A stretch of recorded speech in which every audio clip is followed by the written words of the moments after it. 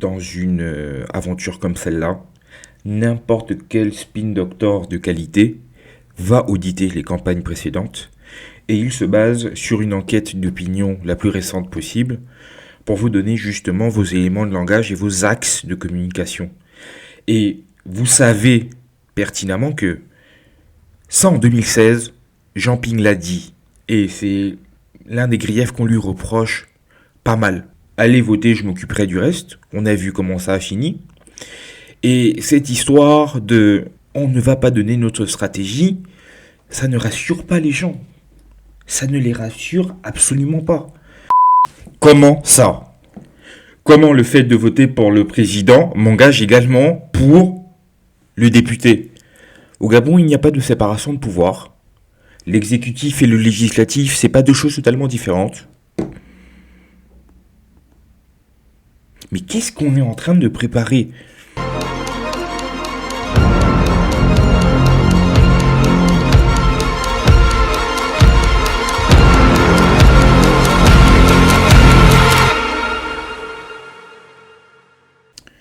Aïe, c'est votre GSW.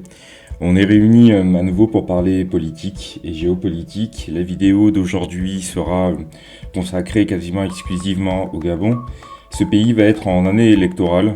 Il va y avoir des élections générales qui sont prévues là à la fin de ce mois d'août, donc le 26 pour être précis. Il y aura donc un scrutin présidentiel, législatif et local. Nous allons traiter principalement donc l'actualité de l'opposition comme de la majorité. Pour qui me suit sur les réseaux sociaux, d'ailleurs je vous invite grandement à vous abonner à mon compte Twitter, Instagram ou Facebook SWDcrypt. Je disais donc, pour qui me suit sur les réseaux sociaux, c'est que j'étais à Paris la semaine dernière pour participer au meeting d'Alexandre Barraud-Chambrier et de Raymond Donsima, les deux candidats de l'opposition qui ont fait le déplacement à Paris pour parler à la diaspora. Je vais vous donner mon sentiment sur ces deux meetings et sur la campagne de ces deux éminentes personnalités. On parlera ensuite, comme je vous le disais, de l'actualité côté majorité. Il y a pas mal de faits de campagne qui se sont produits de ce côté également. N'hésitez pas à me dire ce que vous en pensez. Les commentaires sont prévus à cet effet. N'hésitez pas à laisser un like. Tout comme le commentaire, c'est hyper bon pour l'algorithme. Ça permet à YouTube de proposer ensuite la vidéo en suggestion aux autres utilisateurs de la plateforme. Donc vraiment utiliser ces boutons sans modération. Vu que ça va être une vidéo assez chargée, on va pas prendre plus de temps. On va y aller donc dès à présent.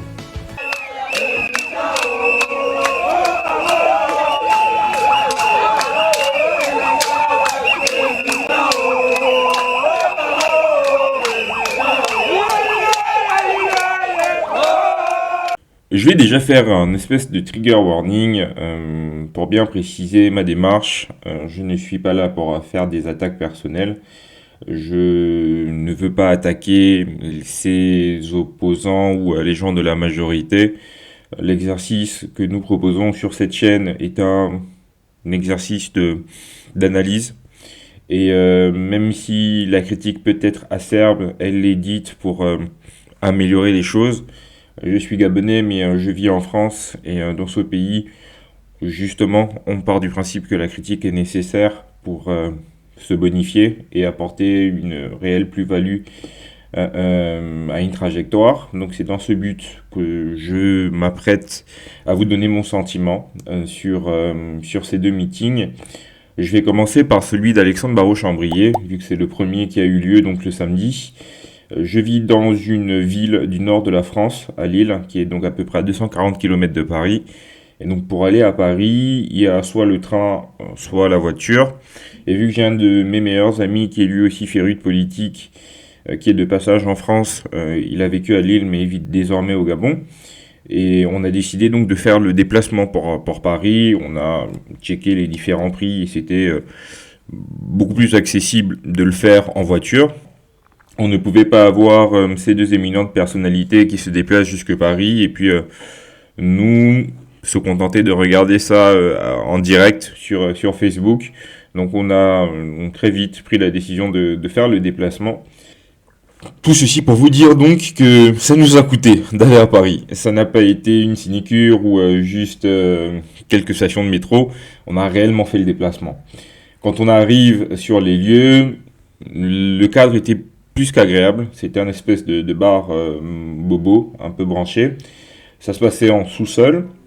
Le candidat était déjà présent, à savoir en général que les hommes politiques ont du mal à s'organiser ou sont un peu en retard. Là, lui, il était là même en avance, donc hyper bon point pour lui.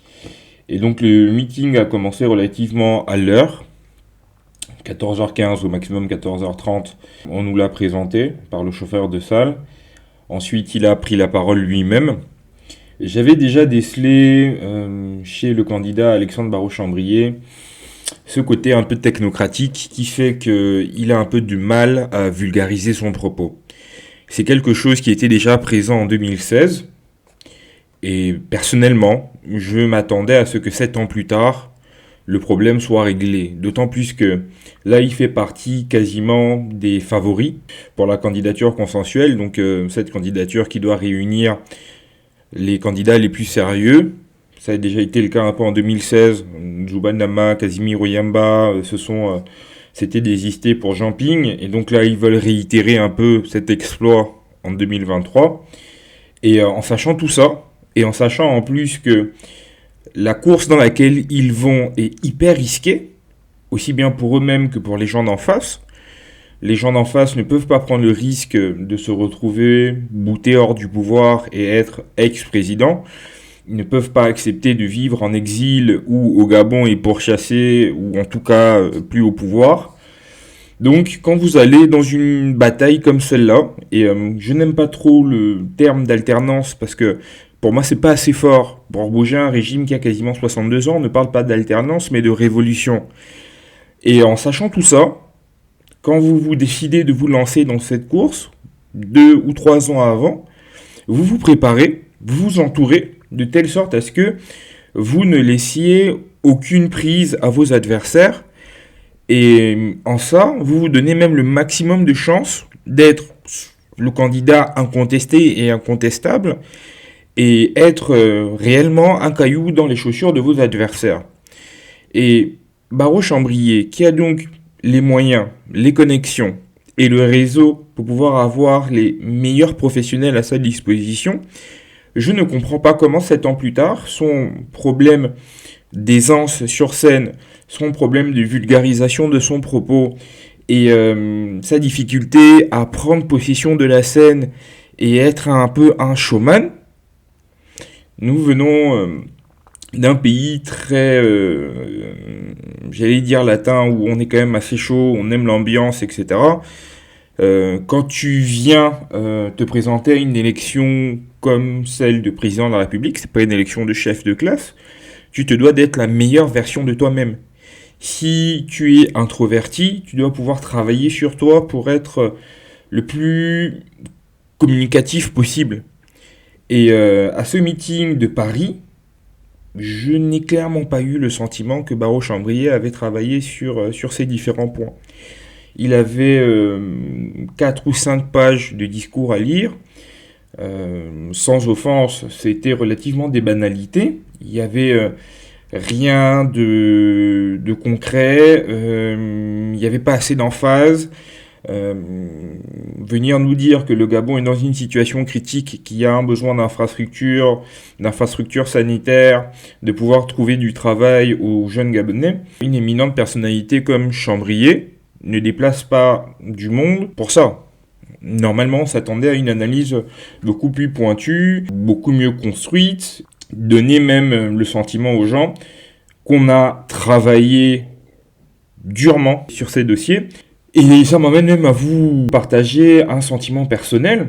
Alexandre Barraud-Chambrier est un éminent économiste. Il a travaillé au FMI. Pendant le meeting, on nous a bien répété plusieurs fois qu'il avait sous sa houlette quasiment 24 pays dont il s'occupait. Et donc, comment Alexandre Barraud-Chambrier n'est pas à la tête de 2 ou de 3 groupes de réflexion où on réfléchit réellement au problème du Gabon et pour lesquels on apporte des solutions.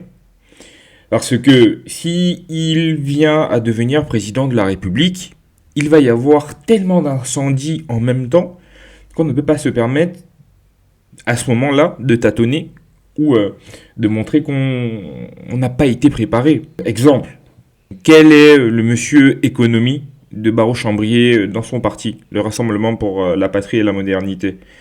Quel est le monsieur justice de Barreau-Chambrier? Pareil pour les affaires sociales, pour l'éducation.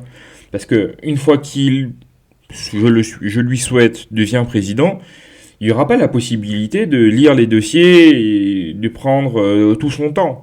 Il n'y aura pas de jours de grâce qui leur seront accordés. Les gens diront, on vous a élu, on a fait en sorte de bouger le système, on ne voit pas comment nos vies changent. Ils ne verront pas être hyper patients et donc avoir ce côté implacable dans sa préparation est indispensable. Et j'évoquais tout à l'heure toutes les aspérités que j'ai pu déceler. Mais tout ceci contribue à montrer justement que ces imperfections n'ont pas été travaillées. Rappelez-vous de la campagne présidentielle 2012 en France. François Hollande a fait en sorte que les caméras soient braquées sur lui parce qu'il avait maigri. C'est aussi trivial que ça, mais ça montre qu'on est déterminé à y aller. Et vu qu'on est de plus en plus dans une société de l'image, tu permets ensuite aux gens de s'intéresser à tes idées et à ton corpus idéologique. Malheureusement, ça ne se fait pas à l'inverse. Et donc, si tu as du mal à communiquer, si tu as du mal à vulgariser ton propos, et si en plus de ça, tu n'as pas une équipe autour de toi sur laquelle t'appuyer, ta démarche, il y a des trous dans la raquette. Juste après son intervention, ça a été le tour de Alfred Guiabanda, qui est donc un exilé politique, ancien membre du Parti démocratique gabonais qui vit en exil en France depuis 7 ans. Mais Guiabanda a été plus applaudi que le candidat lui-même. Mieux, le responsable du RPM en France, Malekou Marceau, a été beaucoup plus applaudi et même a eu une standing ovation comparé au candidat qui est pourtant celui qui s'est déplacé de Libreville et pour qui les gens dans la salle sont venus de très loin pour l'écouter. C'est signe quand même qu'il y a un problème. Et je ne relève pas cela pour m'en moquer ou pour dire que Barreau-Chambrier est un nulard. Non. Quand vous voyez son background, c'est clairement pas un nulard. C'est pas juste un fils d'eux qui a eu une cuillère en or dans la bouche, pas du tout. Il s'est fait, au-delà d'un prénom, une carrière, mais j'ai comme l'impression que ces points-là ont certainement été sous-estimés. Ou peut-être qu'il ne sait pas s'entourer. Et si il ne sait pas s'entourer, c'est d'autant plus grave, parce que les gens qui sont aujourd'hui au pouvoir ont déjà ce problème. Quand vous voyez que, encore en 2023, Ali Bongo vient nous dire qu'il reconnaît ne pas avoir nommé les bons ministres. C'est un problème qu'il a déjà depuis 2009. Donc si vous voulez prendre sa place, vous devez nous montrer que de ce côté-là, vous avez une équipe rodée, solide et fiable. Et ce qui donne même de l'eau à mon moulin, remarquez bien, de ce meeting, il n'y a absolument aucune vidéo. Tout simplement parce que le casteur qui devait tourner et s'occuper des lives, il y a eu apparemment un imbroglio dans les équipes. Bref, il n'y a pas eu de captation vidéo. Vous n'allez quand même pas me dire que vous déplacez donc le candidat qui vient de Libreville, à savoir que, vu la qualité et les moyens de Barreau-Chambrier, je ne pense pas qu'il voyage en éco, donc c'est minimum business ou première classe. La business, c'est 3-4 000 euros. La première, je crois qu'on est beaucoup plus dans les 7, 8, 9, voire même 10 000 euros. Donc vous ne le déplacez pas en période de pré-campagne, en sachant en plus qu'il doit effectivement être sur le terrain et que chaque sortie doit être calibrée et utilisée encore et encore. Parce que là, dans la salle, on était une petite cinquantaine. Donc le déplacer pour venir parler à 50 personnes, le déplacement là, ils sont à perte. Il est important et limite même primordial. C'est la première chose à laquelle vous devez penser. C'est de faire en sorte qu'il y ait plusieurs casteurs, même pas un seul, plusieurs.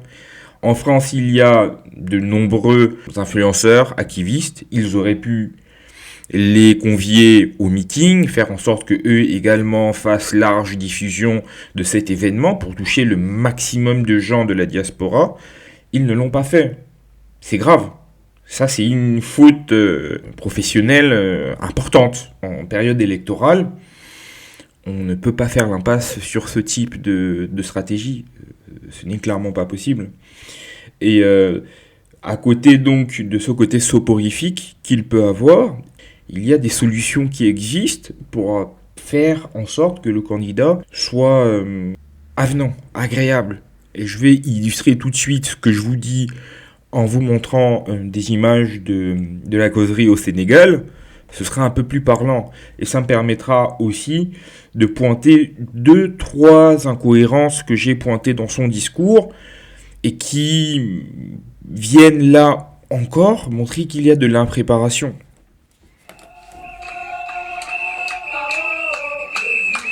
Et même cette façon de saluer la foule, là où il met le point, je sais pas, c'est tellement mal joué que ça donne l'impression du bourgeois qui veut faire peuple. On peut faire clairement, on peut faire ça autrement.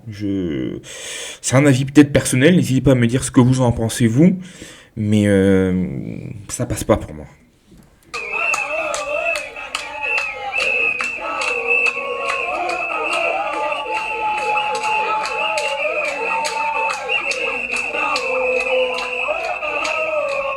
C'est pas naturel, c'est clairement pas naturel. Il sourit pas. Et même, quand vous voyez le décor, ils ont mis une espèce de banderole au mur. Ça fait cheap. On peut faire aujourd'hui avec des bouts de ficelle, mais agencer les choses différemment. Il est assis à un bureau, pourquoi? Pourquoi lit-il un discours? Je disais tantôt que Barreau-Chambrier est quelqu'un qui est très très très intelligent. Pourquoi est-ce qu'il n'apprend pas son discours? Surtout que c'est quasiment, je suppose, la même chose qu'il dit encore et encore. Il faut mettre un peu plus de punch, je pense, aussi bien dans la forme que dans le fond. On va directement aller à la partie qui est relativement parlante pour moi. Merci de votre attention et je reste à votre disposition pour approfondir les questions qui pourraient être posées. Merci. On applaudit le président, s'il vous plaît. C'est pour moi un honneur d'être ici présent, d'accueillir notre très cher président, M. Barreau-Chambrier. Ma première question est axée sur la candidature unique, parce que nous le savions tous, les Gabonais se posent la question qui est de savoir à quand le candidat unique de l'opposition sera désigné. Nous sommes quasiment déjà le 1er août 2023. Le 26 août, cogne à la porte. Donc c'est pour nous très important et élémentaire et essentiel de savoir à quel moment le candidat consensuel sera désigné par alternance 2023. Ma deuxième question, j'ai le droit de poser. Ma deuxième question est axée sur le code électoral. Parce que nous le savons tous, la dernière modification du code électoral avait été contestée par les principaux leaders de l'opposition. En tête de liste, M. Ndongsima, ainsi que vous et tout autre opposant. Donc, quelles mesures prendriez-vous afin de pouvoir contrecarrer cela? Parce que est-il nécessaire d'aller aux élections étant donné que la modification du code électoral est plus à l'avantage au pouvoir qu'à l'opposition? La troisième question... La tolérance des Gabonais. C'est la démocratie, je parle. Donc, la troisième question est basée essentiellement sur les réformes économiques. Nous le savions tous, vous êtes un homme politique très chevronné. Vous étiez très grand économiste et vous avez fait d'ailleurs vos preuves. Donc, si vous êtes choisi, vous êtes élu président de la République, quelles sont les réformes économiques que vous adopteriez afin de diversifier l'économie gabonaise? Bonsoir à tous. Bonsoir, président Barreau-Chambrier. chers compatriotes, avant tout propos, je vais me présenter à vous. Je suis André Rotondo, comme vous, Gabonais, étudiant ici à Dakar depuis maintenant 4 ans et spécialisé en droit des affaires et sciences criminelles. Alors, Président, vous avez eu à évoquer plusieurs points. Ce qui me dérange avec votre allocution, et vous me permettrez d'être franc avec vous, c'est que ce n'est qu'un rappel de tout ce que nous savons déjà. C'est grave. Je vous disais justement que c'était pas mal de banalités, que Chambrier n'a pas pu se déplacer jusque Paris pour venir nous dire ça. Ce n'est pas possible. On attend normalement beaucoup plus de conséquences du discours d'un homme éminent comme Chambrier. Et ce compatriote vient clairement mettre de l'eau à mon moulin. Et j'espère que les équipes de Chambrier et Chambrier lui-même, s'il tombe sur cette vidéo, ils essaieront pour le reste de la campagne, surtout s'il est le candidat consensuel, de faire en sorte que ces discours soient un peu plus construits et un peu plus incarnés. C'est indispensable.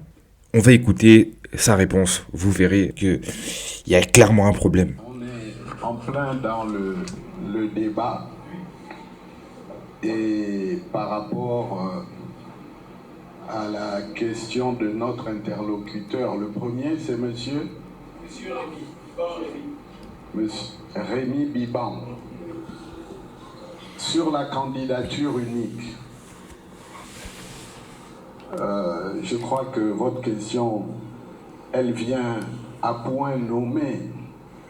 Et j'ai dit dès le départ que nous nous inscrivions dans une logique où nous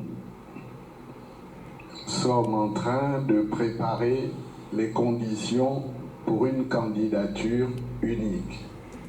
Comment ça, nous sommes en train? Donc ça veut dire que ce n'est pas encore le cas.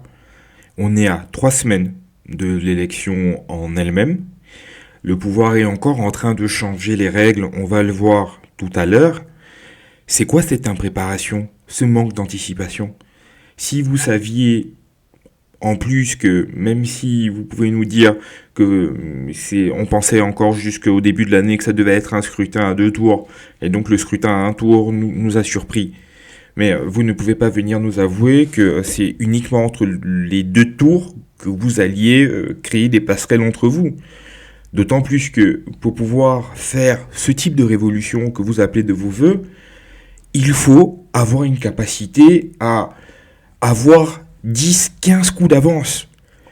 Que vos équipes travaillent sur 50 cas de figure différents, même s'il n'y en a qu'un seul à la fin qui soit utilisé et qui se produit réellement.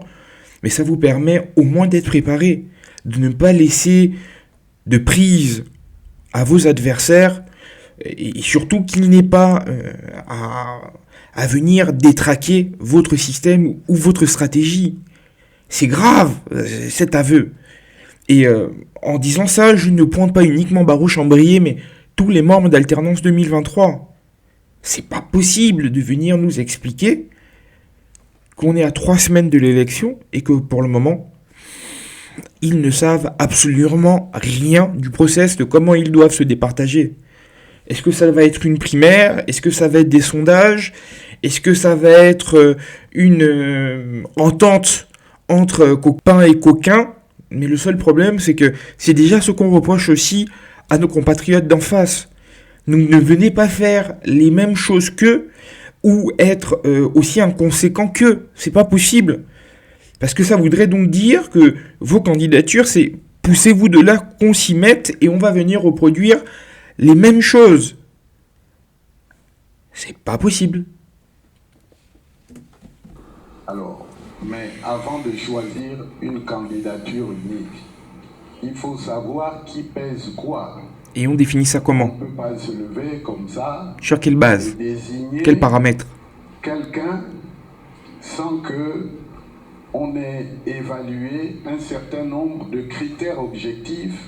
Lesquels? Les retours qu'on peut avoir sur le terrain par rapport à sa capacité de rassembler, par rapport à sa capacité d'entraîner. Je suis de ceux qui pensent que il ne suffit pas de mettre quelqu'un pour être sûr de gagner. Ok.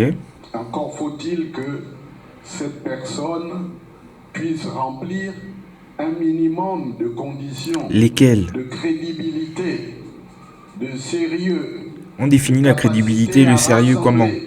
De capacité à intégrer les valeurs qui nous sont chères, les valeurs auxquelles les Gabonais... Mais c'est d'autant plus grave, parce que donc ça veut dire qu'effectivement, ce dont il parle là, c'est de faire en sorte que les corpus idéologiques et les différentes propositions qu'ils font soient homogènes.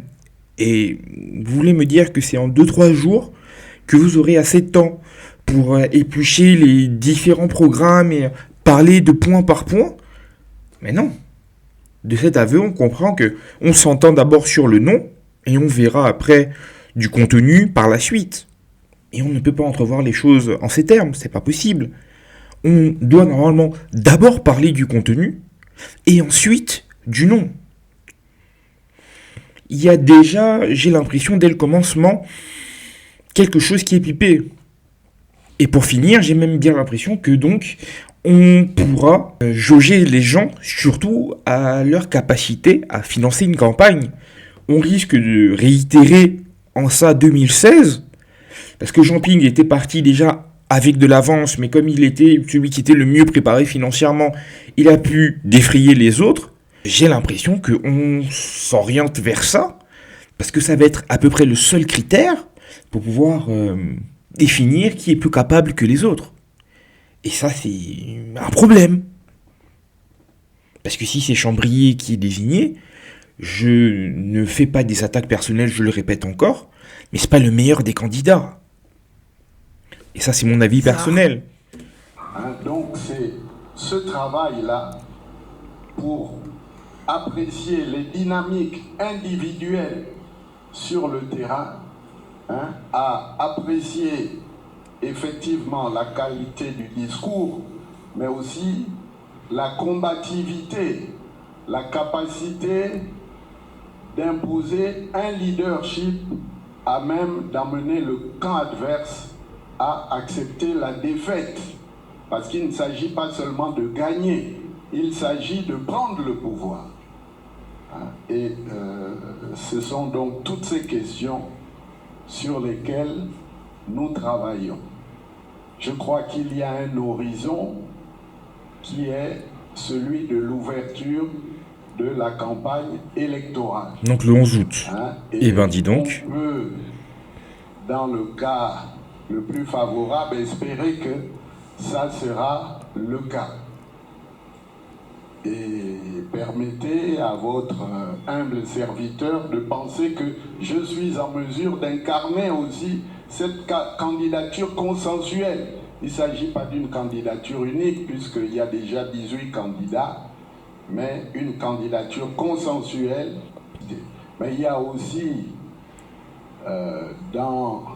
vous imaginez bien que nos adversaires ne nous facilitent pas la tâche. Encore heureux. C'est leur rôle. Et qu'ils aimeraient bien que tout cela se termine avec une dispersion de candidats. Donc il y a à un moment donné un effet de surprise qui doit s'exprimer. Non, je suis désolé. Après 2016, je ne suis pas certain que vous pouvez justement venir nous apposer l'argument de l'effet de surprise, l'effet blast, qui viendra surprendre le camp d'en face. Non, ils savent aujourd'hui que c'est quelque chose qui peut se produire. Il y a une chance sur 2 que vous réussissiez justement à avoir un candidat consensuel. Donc, de venir apposer cet argument en disant, pour le moment, c'est pas plus mal que cette candidature ne soit pas connue, comme ça on va les surprendre. Non. C'est pas vrai. Ce n'est absolument pas vrai. Après 2016, c'est des scénarios sur lesquels ils tablent. Donc il n'y a pas d'effet blast. Et au contraire, Je pense que venir avec un candidat bien à l'avance, candidat consensuel, qui a pu rassembler effectivement ses camarades de l'opposition et avec lesquels ils font une pré-campagne et une campagne unie, ça peut même donner aux électeurs réellement le sentiment que cette fois-ci, c'est la bonne. Ils ont travaillé, ils se sont entendus sur les propositions, il n'y a pas de feuille de papier entre eux, et on a réellement une espèce de coalition capable de pouvoir atteindre les objectifs qu'ils se sont fixés, prendre le pouvoir. Mais de ce qu'on voit, on voit non seulement qu'ils ont du mal à mettre en place donc cette plateforme et la coalition, mais je m'interroge sur leur stratégie, par exemple, aux législatives. Et si on sous-estime cette élection, c'est la preuve, encore une fois, qu'il y a un problème même dans la stratégie. Vous ne pouvez pas me dire que vous avez des candidats Union nationale, Rassemblement pour la patrie et la modernité, les démocrates, avec des candidats de la société civile ou des candidats indépendants qui sont proches de l'opposition, tout ce monde face à un candidat PDG. À partir de cette élection, il ne va y avoir que 2 scrutateurs majorité et pour toute l'opposition 2 représentants. Vous voyez déjà que les dés sont pipés. Et si pour les législatives, vous allez en rang dispersé, et ça me fait même me rappeler de la question que j'ai posée à Alexandre Barraud-Chambrier. Vous êtes focus sur la présidentielle, mais quelle est la stratégie pour les législatives?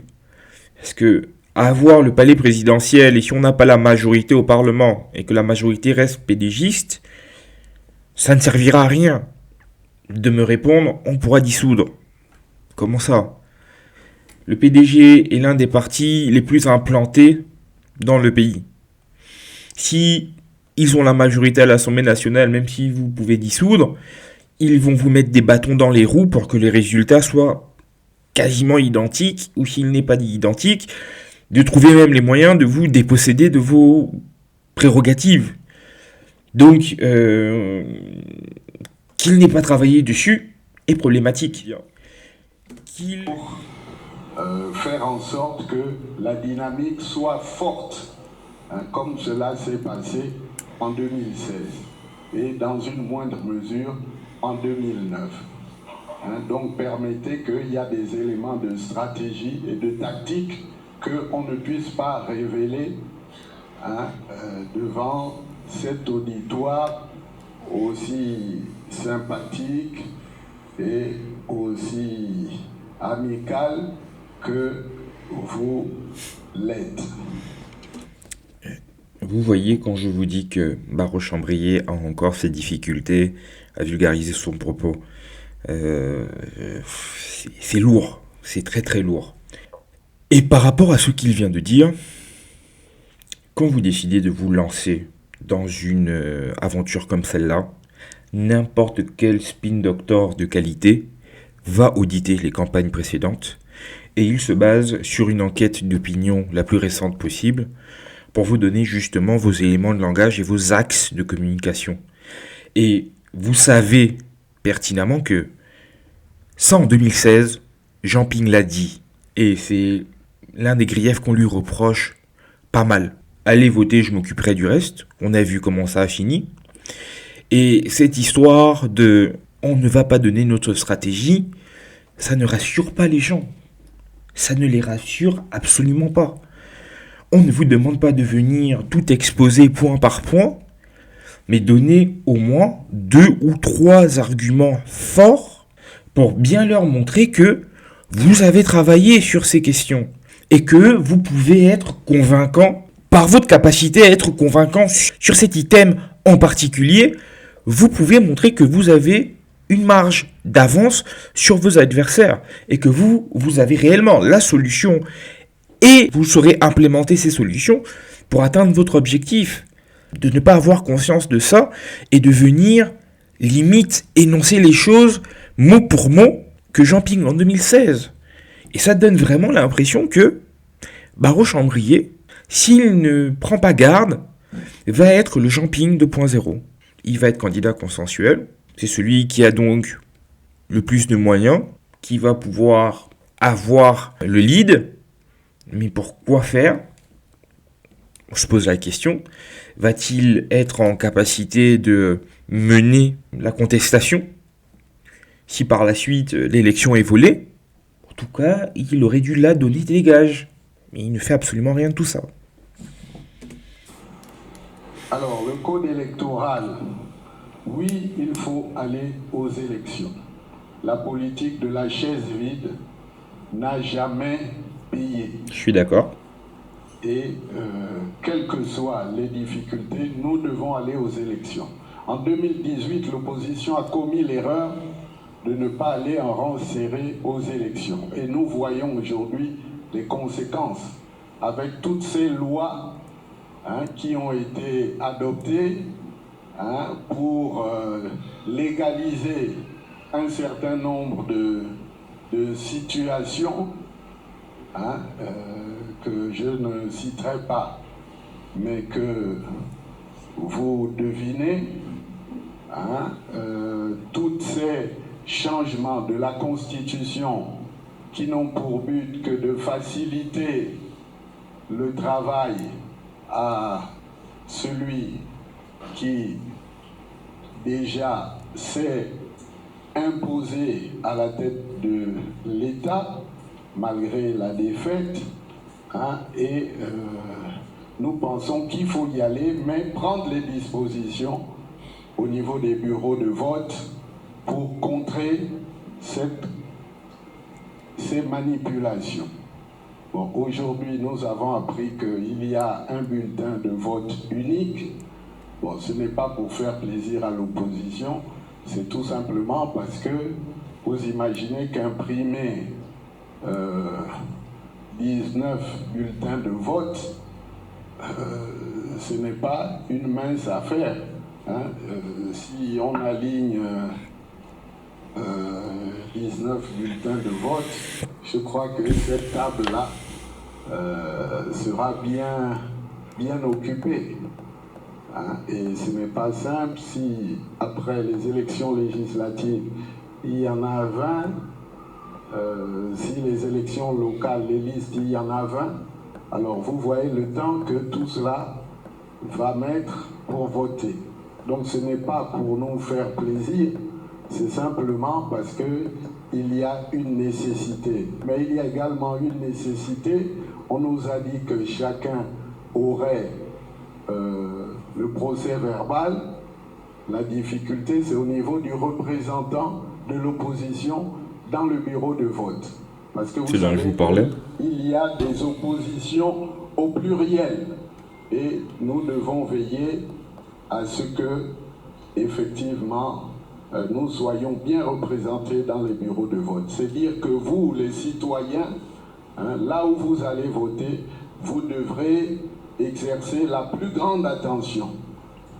Et en général, les premiers qui arrivent dans les bureaux de vote sont également pris en compte pour pouvoir observer les élections. Donc tout cela sont des choses sur lesquelles il nous reste très peu de temps pour pouvoir être opérationnel. Mais quand il y a une volonté... J'abrège vos souffrances. Dans son propos, il dit qu'en face, on change le mode de scrutin, on change le code électoral, etc. Mais que faites-vous pour justement ne pas être que les petites victimes qui sont surpris des agissements de leurs challengers? C'est une vraie question. On attend justement des leaders politiques qui soient en capacité d'être visionnaires. C'est pour ça que vous avez des équipes, je le répète encore. C'est pour ça que vous devez faire en sorte de travailler continuellement sur différents scénarios. Dès que vous voyez qu'il commence à prendre une direction, il n'y a pas à attendre. On met en place les process, on appuie sur les bons boutons et on fait en sorte, à défaut de les contrecarrer, de pouvoir en faire un tapage de telle sorte à ce qu'eux-mêmes soient gênés par leurs agissements. quand vous voyez que c'est le porte-parole du COPIL, le citoyen Geoffroy Fumboula Libeka, dont je vous ai parlé dans la précédente vidéo, qui, lui, essaie de faire du bruit avec son collectif pour attirer l'attention des ambassades sur place, des organismes de l'ONU, etc. Mais nos hommes politiques ne veulent pas s'associer à ce type de démarche. Bonjour à tous.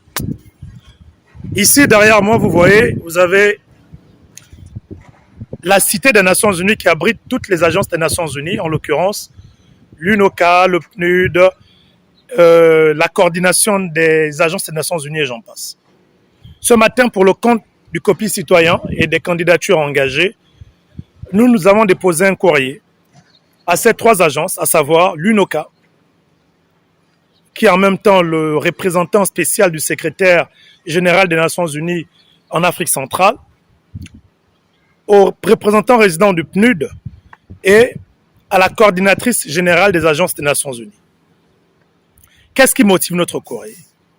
Ce courrier a été déposé pour attirer l'attention des Nations Unies sur l'organisation des élections au Gabon parce que dernièrement, le Premier ministre et son gouvernement ont réuni les partenaires internationaux pour dire à ces derniers que toutes les conditions étaient réunies pour avoir une élection apaisée.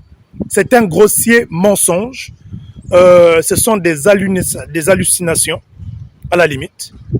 Mais c'est simplement un mensonge, comme si c'est bien le faire le gouvernement du Gabon. En 2010, le PNUD pour le compte des Nations Unies a rédigé et mis à la disposition de l'ensemble des pays membres un guide de prévention en matière de conflits pré- et post-électoraux pour éviter des situations conflictuelles qui peuvent mettre en mal les pays dans le cadre de l'organisation des élections. À la lecture de ce guide que j'ai eu à parcourir encore ce matin, la page 5 a retenu mon attention. Cette page 5 faisait référence à plusieurs situations conflictuelles liées à la mauvaise organisation des élections. Aujourd'hui, le gouvernement et le CGE qui est présidé par un PDGiste, le PDG c'est le parti au pouvoir, un PDGiste notoire, reconnu, mais qui brille par son incompétence, ces derniers sont en train de pousser le pays vers une situation conflictuelle dont on ne mesure pas les conséquences dans un environnement africain bouleversé par plusieurs crises et par plusieurs dépositions, on va dire ça comme ça, des gouvernements. Je pense au Mali, au Burkina, au Niger, et en Guinée, j'en passe. Donc, les bailleurs de fonds, les partenaires internationaux ne doivent pas se dire que comme c'est le Gabon, si ces élections sont mal organisées, que le Gabon peut en être épargné. Ce sont des situations qui surprennent et qui n'avisent pas. Donc nous avons tenu à déposer ce courrier à ces agences pour inviter ces dernières à interpeller le gouvernement qui est leur premier partenaire sur la nécessité pour ce dernier de respecter les orientations du guide de prévention. À défaut, au soir du 26 août, ce qui adviendra, seules ces agences-là qui ont rédigé le guide et qui restent muets sur les différentes violations des principes de bonne organisation d'une élection et le gouvernement gabonais, ces agences seront seuls comptables de ce qui adviendra au soir du 26 août. Et que les Nations Unies à travers l'UNOCA ne viennent pas jouer aux pyromanes, jouer aux hypocrites pour soi-disant essayer de trouver des solutions à l'amiable parce que nous avons déjà avisé. Nous attirons leur attention, que ce soit l'Union européenne, l'ambassade des États-Unis, l'ambassade de France, les agences des Nations Unies, l'OIF, des courriers ont été déposés. Le gouvernement, le courrier a été déposé à Billy Binze, qui est le Premier ministre. Donc, nous faisons notre travail, nous avisons, nous n'avons pas de pays de rechange, mais qu'ils sachent que nous allons défendre notre pays, défendre notre voix, quitte à ce qu'on perde notre vie. Merci bien. Ou ne veulent pas eux-mêmes être implacables pour clairement faire comprendre que vos agissements et tous les reculs de liberté que vous nous faites subir depuis plusieurs années, ça suffit. Ils sont en capacité de pouvoir prendre le peuple à témoin Et pour ça, il faut pouvoir vulgariser son propos. Il faut avoir une com percutante et dynamique. Vous avez l'impression, vous, par exemple, que vous êtes en campagne préélectorale. Ils prennent pas spécialement le terrain. Et même si aujourd'hui, prendre le terrain, ça coûte de l'argent, mais les réseaux sociaux, vous avez l'impression, vous, d'avoir une campagne numérique très dynamique. Pourtant, Barreau-Chambrier a les moyens, ou Raymond Lonsima, ou Paulette Missambo, ils ont les moyens de pouvoir faire en sorte d'être volontaires sur ce type de canaux. Pour ça, il ne faut pas des milliards. Il faut juste avoir la volonté et la bonne idée, et surtout avoir autour de soi un pôle qui soit dévolu à ça. Ce type de révolution qu'ils prétendent vouloir voir nécessite énormément de préparation et de travail. Malheureusement, 62 ans d'un pouvoir qui est très implanté dans le pays et dont les racines sont profondes, pour pouvoir les déloger, il va falloir vraiment y aller au bulldozer, et pas qu'à la force, mais également avec beaucoup d'intelligence. Je ne veux pas donner l'impression de m'attaquer à Alexandre Barreau-Chambrier, mais ce message est également valable pour Raymond Lonsima, parce que le meeting de Raymond Lonsima le lendemain était quasiment identique à celui de la veille, sauf peut-être la qualité en moins. Là, ce n'était plus dans un bar de bobo, mais beaucoup plus dans quelque chose qui ressemblait à une maison de jeunesse, qui était également au sous-sol. Le cocktail la veille était relativement de bonne qualité. Le lendemain, c'était clairement pas le cas. Voilà, signe encore d'une impréparation. Si vous n'avez pas eu le temps ou vous n'avez pas eu les moyens de prévoir un cocktail, des packs d'eau, ça suffit amplement. Et on est arrivé un peu en retard. D'ailleurs, je m'en excuse auprès du candidat si jamais il tombe sur cette vidéo, mais dans ce qu'on a pu capter dès notre arrivée, c'était vraiment du même acabit que le discours de Barreau-Chambrier la veille. Et quelque chose qui, moi, m'a surpris chez Lonsima, lorsque dans la salle, on lui a demandé... On sait qu'au Gabon, là où ça blesse, c'est toujours après le vote. La présidente de la Cour constitutionnelle, Marie-Madeleine Boranso, ne viendra jamais annoncer qu'Ali Bongo est défait. Et donc, que se passe-t-il s'il y a contestation? Raymond Lonsima de répondre, on ne vend pas la peau de l'ours avant de l'avoir tué. Allez voter d'abord, on verra par la suite. Hallucinant. Pour reprendre son cas de figure, son exemple, je vais à la chasse, c'est dans l'espoir par exemple de revenir avec du gibier. Donc si je dois demander à ma femme de préparer tout ce qu'il faut pour une marinade, ou si il n'y en a pas, de passer à Carrefour, c'est justement par anticipation. Se dire si c'est une gazelle, ça va être ça, si au contraire c'est du sanglier, ce sera plutôt ça, et de venir nous dire allez voter d'abord, on verra par la suite.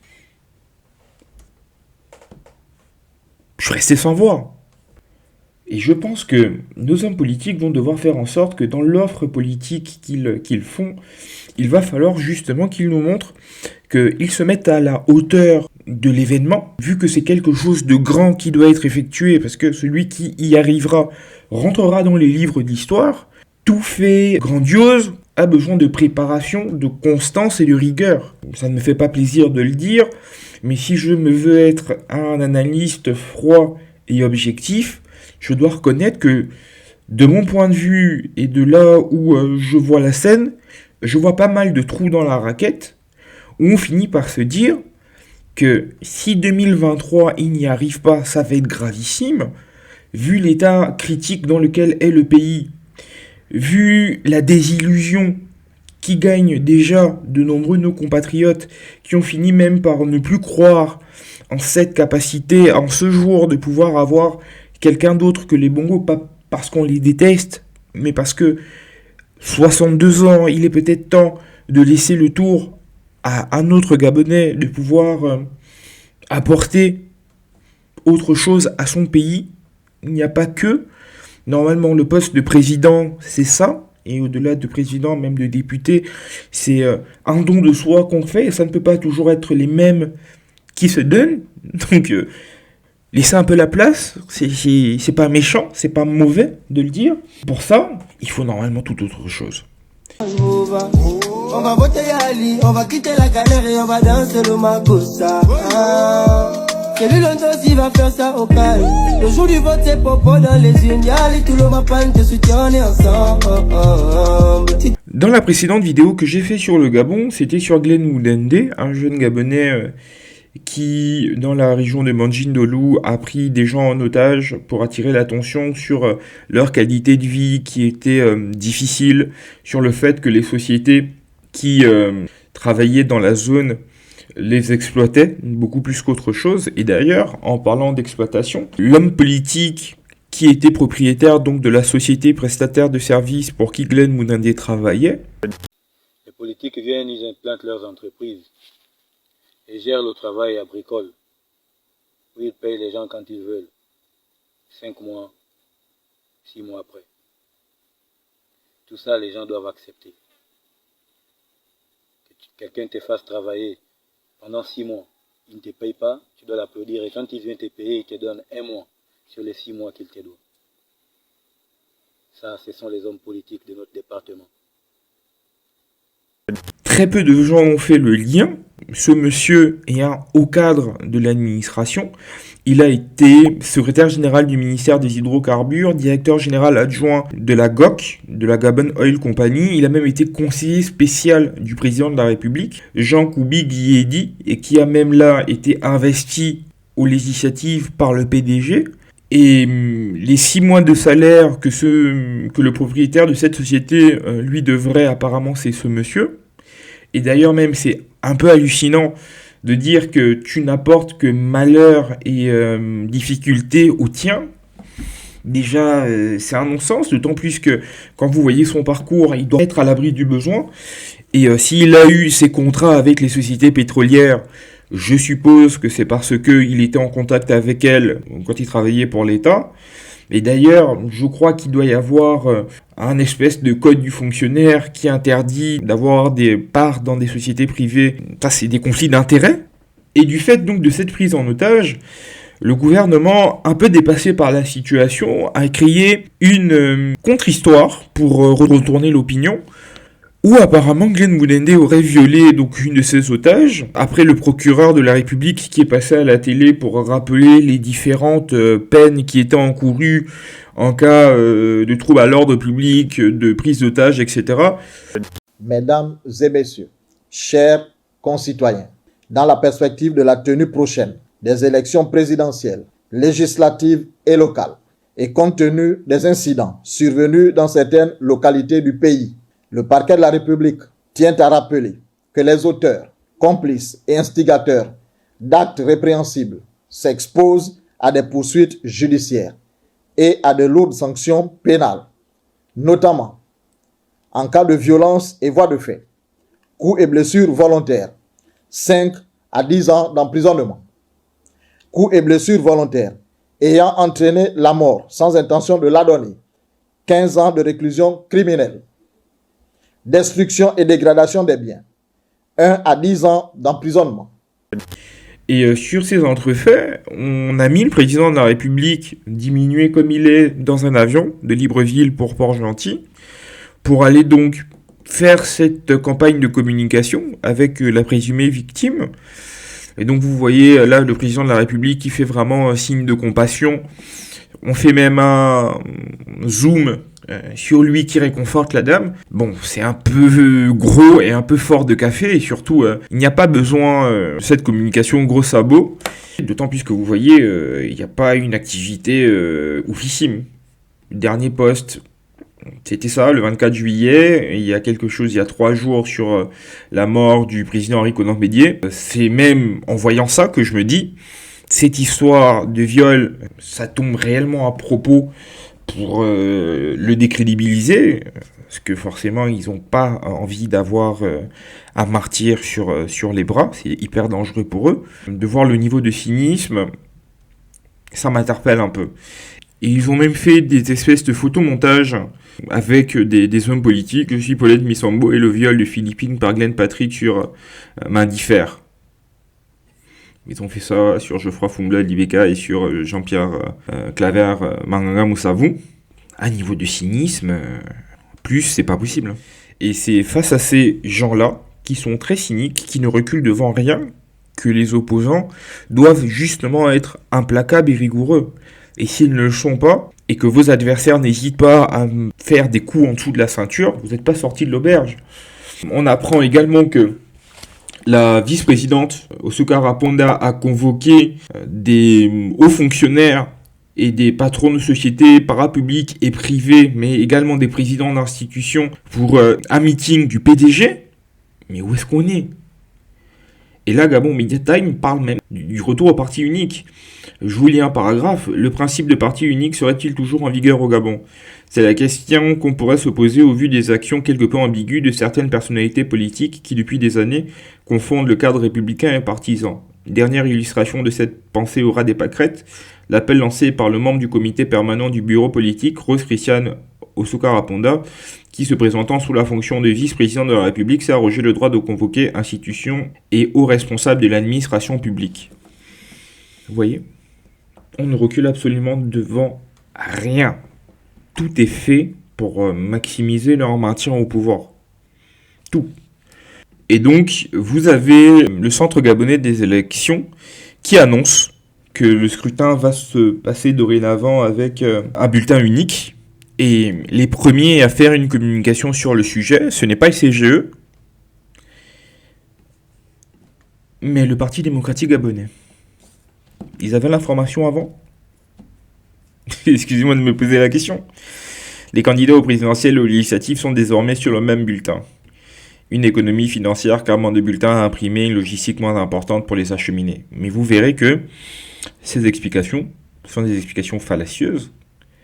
Parce que ce n'est pas un gain d'économie ou pour faciliter le vote. Non, c'est pour le compliquer.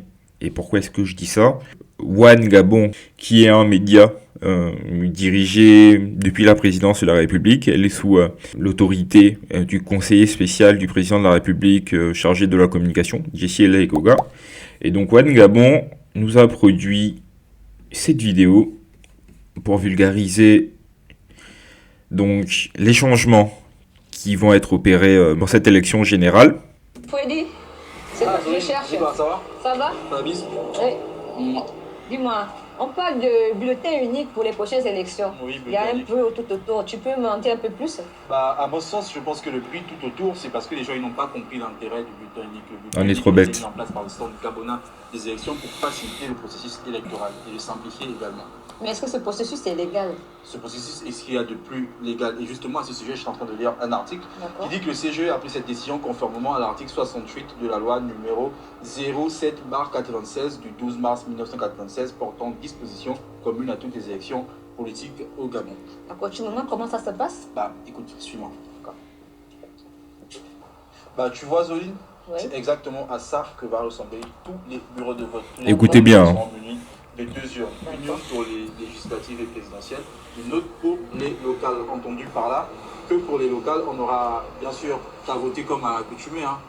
On choisit la liste, on met dans l'enveloppe et on vote. À voter. Ce qui est un peu plus complexe, qu'il faut suivre attentivement, ce sera les élections présidentielles et législatives. Une élection pour laquelle on aura droit à 3 types de bulletins de vote. Donc, le bulletin unique, avec la photo du candidat à la présidentielle et la photo du candidat aux législatives. En utilisant ce bulletin ou en choisissant ce bulletin, je choisis de voter un parti politique et donc un projet de société. Comment ça ? On aura donc... Comment ça ? Comment le fait de voter pour le président m'engage également pour le député ? Au Gabon, il n'y a pas de séparation de pouvoir. L'exécutif et le législatif, c'est pas deux choses totalement différentes. Mais qu'est-ce qu'on est en train de préparer ? Pourquoi tous ces changements et on les annonce 3 semaines avant les élections ? Vous pensez que la maman qui est au fin fond de Médoune ou au fin fond de Mayumba va comprendre toutes ces subtilités-là ? Un deuxième bulletin avec uniquement la photo du candidat à la législative.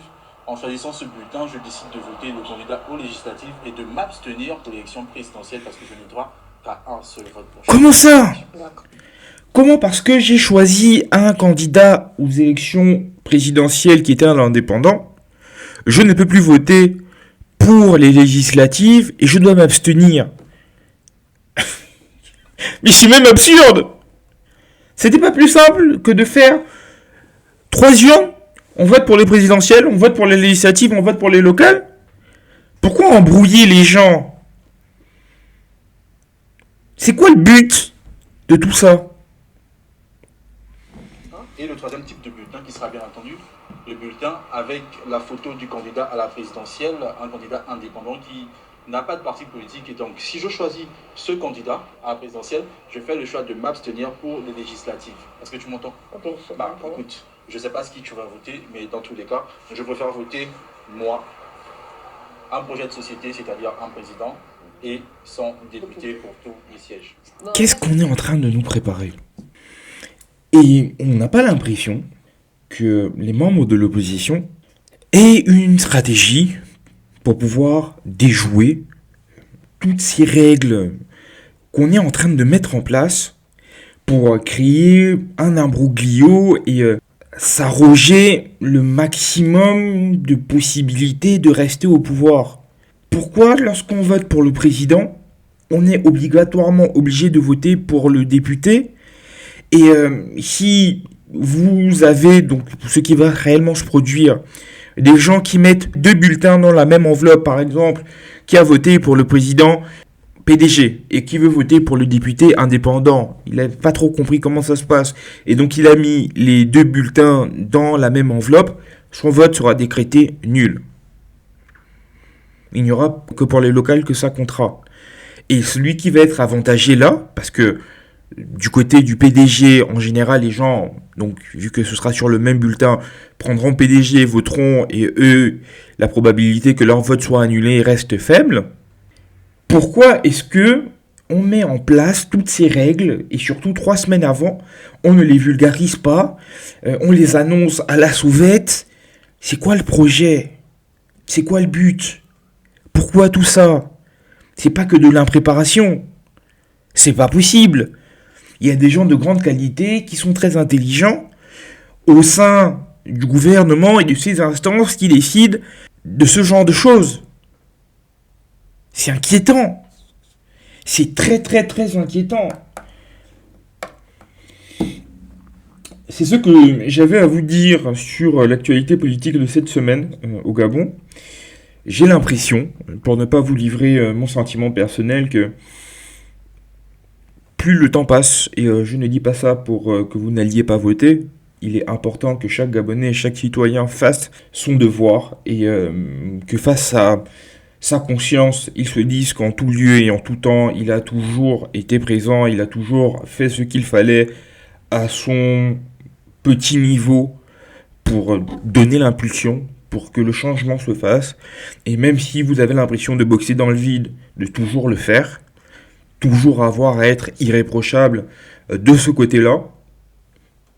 Mais, une fois que j'ai dit ça, je dois vous reconnaître que je n'ai pas l'impression que les leaders de l'opposition aujourd'hui soient réellement en capacité de pouvoir déraciner ce baobab qu'il a depuis 62 ans.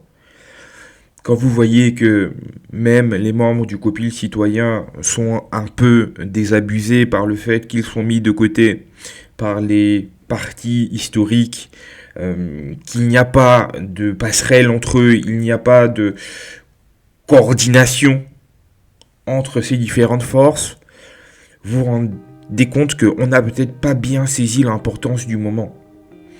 Et si en 2023 ça passe, s'il y a une élection présidentielle anticipée parce que le président a dû nous quitter par avance, ou qu'on arrive en 2028, ça va être une toute autre génération qu'il va falloir bouger, parce que ce sera donc le tour du fils du président, Noureddine Bongo-Valentin, et de ses équipes. Donc ce sera des quarantenaires qui seront donc certainement en face, si c'est toujours les mêmes membres de l'opposition, des septuagénaires, voire des octogénaires. Il va y avoir forcément un gap. Quand vous savez en plus que ceux qui sont au pouvoir aujourd'hui ont donc le pouvoir, les moyens, et des passerelles dans les forces de défense et de sécurité. Donc la probabilité de les bouger à ce moment-là, ça va être compliqué. C'est pour ça que 2023 restait quelque chose de très important, pour laquelle il fallait impérativement travailler d'arrache-pied, Et vu que je n'ai pas le sentiment que c'est ce qui a été fait dans l'opposition, si 2023, ce que je ne souhaite pas, se passe à l'avantage du parti au pouvoir, pour les échéances d'après, tout ce qu'on peut reprocher au leader actuel, il va falloir ne pas venir avec les mêmes défaillances. Parce que ça voudra clairement dire que qui que ce soit, il n'ait pas pris conscience de ce qu'il a précédé, de l'importance du moment et de quelles sont ses responsabilités. En espérant ne pas vous avoir trop démoralisé, moi-même c'est le sentiment que j'ai eu quand je suis sorti de ce week-end à Paris la semaine dernière. Il y a de l'espoir, il y a beaucoup de choses qui peuvent encore se passer. Quoi qu'il en soit, n'hésitez pas à me donner votre avis dans les commentaires. Venez me suivre sur les différents réseaux sociaux que j'ai énoncés en début de vidéo, SW Decrypt. Je vous dis à plus tard pour un prochain contenu. C'était votre gars SW. Peace out.